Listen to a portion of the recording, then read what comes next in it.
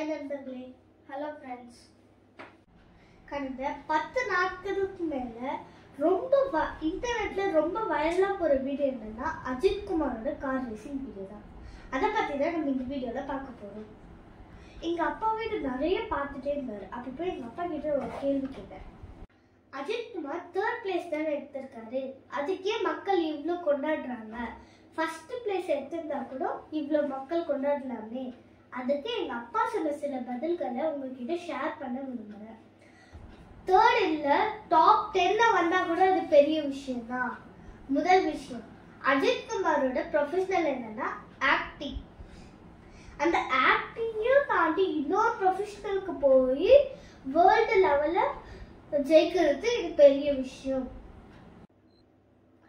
அடுத்து, பிராக்டிஸ் ரவுண்ட்ல car crash ஆன வீடியோ நம்ம எல்லாரும் பார்த்திருப்போம். அவரோட இடத்துல வேற யாருன்னா இருந்திருந்தா அந்த ரேஸ்ல பார்ட்டிசிபேஷன் பண்ண யோசிச்சிருப்பாங்க, இல்லைன்னா குவிட் பண்ணிட்டு இருப்பாங்க. இந்த ரேஸ்ல பார்ட்டிசிபேட் பண்றவங்க மற்ற டீம் டிரைவர்ஸ் எல்லாருமே அஜித் குமார் மாதிரி வேற ப்ரொஃபஷனல்ல இருந்து வந்தவங்க கிடையாது. எல்லாருமே மோஸ்ட்லி ரேசர் தான்.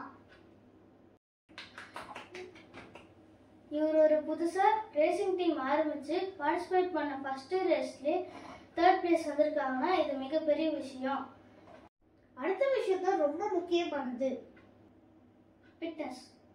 அஜித் குமார் அந்த ரேஸுக்காக அவரோட உடல் எடையை எவ்வளவு குறைச்சிருக்காரு நம்ம கண்கூட பார்த்திருப்போம். எங்க அப்பாவும் உடம்பு குறைக்கிறேன்னு சொல்லிட்டே இருப்பாரு, ஆனா செய்யவே மாட்டாரு. இவங்க 3rd பிளேஸ் வந்தது இல்லாம அஜித் குமாருக்கு ஸ்பிரிட் ஆஃப் ரேஸ் ஒரு அவார்ட் கொடுத்தாங்க.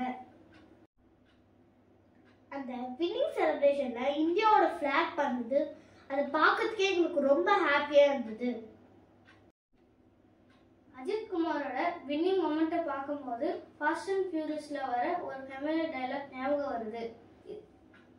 It doesn't matter what's under a hood, the only thing is who's behind the wheel.